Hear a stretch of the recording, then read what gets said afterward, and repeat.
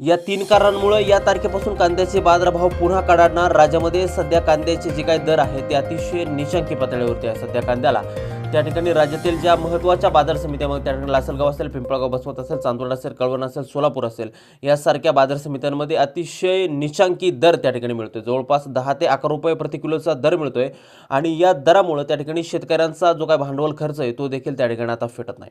मागच्या वर्षीच्या तुलनेमध्ये फेब्रुवारी महिन्यामध्ये कांद्याच्या दरामध्ये 40 ते 45% घट त्या ठिकाणी नोंदवली गेलेली आहे। याशिवाय फेब्रुवारी महिन्यात शेतकऱ्यांना कांद्याच्या दराबाबत दिलासा मिळू शकतो अशी कुठलीही त्या ठिकाणी चिन्ह त्या ठिकाणी दिसत नाही आहेत।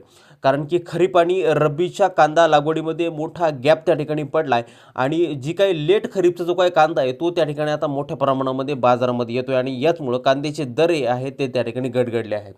एकंदरीतच त्या ठिकाणी जर आपण दुसरी गोष्ट जर का बघितली तर भारतानं युरोप आणि अमेरिका या 2 देशांसोबत त्या ठिकाणी करार केले आहेत। एकंदरीत कांद्याची जी काही निर्यात आहे ती आता नेमकी कधीपासून त्या ठिकाणी पूर्ववत होणार आहे आणि याच माध्यमातून त्या ठिकाणी कांद्याचे बाजारभाव हे नेमके त्या ठिकाणी कधीपर्यंत त्या ठिकाणी वाढू शकतात याविषयी सविस्तर अपडेट व्हिडिओच्या माध्यमातून जाणून घेणार आहोत। व्हिडिओ अगदी शेवटपर्यंत काळजीपूर्वक पहा। चॅनलवरती नवीन असाल चॅनल सबस्क्राईब देखील करा। शेतकरी बंधूंनो, एकंदरीत आपण जर का बघितलं तर कांद्याचे बाजारभाव हे मागणी आणि पुरवठा या गणितावरती अवलंबून जरी असले तरी कांद्याची जी काही निर्यात होते या निर्यातीवरतीच सर्व जे काही कांद्याचे बाजारभाव आहेत ते त्या ठिकाणी अवलंबून असतात।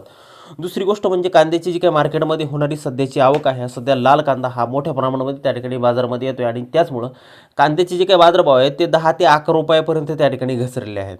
दुसरीकडे सध्याचे जे काही कांद्याचे बाजारभाव आपण जर का बघितलं तर राज्यातील ज्या महत्त्वाच्या बाजार समित्या मग त्यामधील पिंपळगाव बसवंत बाजार समिती असेल, सोलापूर बाजार समिती असेल, लासलगाव बाजार समिती असेल या ठिकाणावरून कांद्याची मोठ्या प्रमाणामध्ये त्या ठिकाणी निर्यात होत असते। परंतु याच बाजार समित्यांमध्ये कांद्याला सध्या 10 ते 11 रुपयाच्या दरम्यान चांगल्या टॉपच्या कांद्याला त्या ठिकाणी बाजारभाव मिळतो। एकंदरीत दुसरीकडे आपण जर का बघितलं तर त्या ठिकाणी गेल्या 5 ते 6 महिन्यापूर्वी हवामानातील जो काय बदल होता आणि जी काय अतिवृष्टी होती त्यामुळं लेट खरीपचा जो काय कांदा आहे तो त्या ठिकाणी मार्केटमध्ये आत्ता दाखल व्हायला सुरुवात झालेली आहे।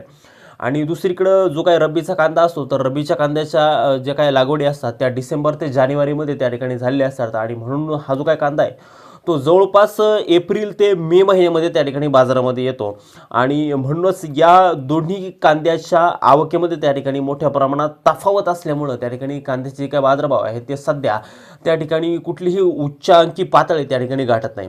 परंतु येणाऱ्या काळामध्ये जो काय लाल कांदा आहे किंवा जो काय पोळ कांदा आहे तो त्या ठिकाणी कमी होईल आणि याच नंतर त्या कांद्याचे बाजारभाव हे वाढायला मदत होणार आहे। शिवाय यानंतर आपण जर का बघितलं तर अमरावतीसारखी बाजार समिती असेल, चंद्रपूरसारखी बाजार समिती असेल या साईडला कांद्याचे जे काय बाजारभाव आहे ते जवळपास 20 रुपयाच्या आसपास असतानाचं चित्र एकंदरीतच त्या ठिकाणी आता सध्या दिसत आहे। कांद्याच्या दराबाबत एक दिलासादायक अशी अपडेट ती म्हणजे त्या ठिकाणी भारतानं युरोपसोबत आणि अमेरिकेसोबत त्या ठिकाणी करार केलेत। भारत हा अमेरिकेला काय कांदा त्या ठिकाणी निर्यात करत नाही, परंतु जे काय कांद्यावरती प्रक्रिया केलेले जे पदार्थ आहे मग त्या ठिकाणी सुकवलेला कांदा असेल किंवा कांद्याची पावडर असेल अशा प्रकारची जी काही निर्यात आहे ती आता इथून पुढच्या काळामध्ये त्या ठिकाणी कदाचित होऊ शकते।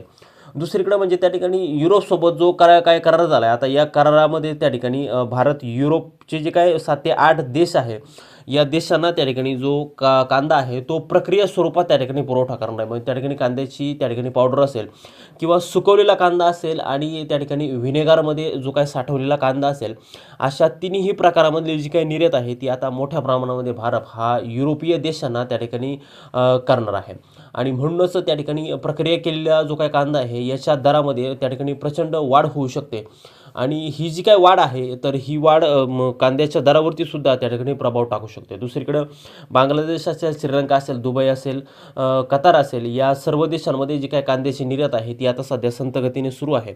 ही कांद्याची निर्यात एकदा जर पूर्ववत झाली तर कांद्याच्या दराला मोठा आधार त्या ठिकाणी मिळू शकतो असंच एकंदरीतच त्या ठिकाणी बाजारभाव अभ्यासकांच्या वतीने सांगितलं जातं। त्यामुळे शेतकरी मित्रांनो, तुमचं जर का कांदा मार्केटमध्ये येणार जर असेल आणि तुम्ही जर का तो विकण्याच्या विचारामध्ये जर असाल तर रोजचे कांद्याचे बाजारभाव पाहून कांदा विक्रीचा निर्णय घेणं हा तुमच्यासाठी त्या ठिकाणी अतिशय नफ्याचं ठरू शकतो।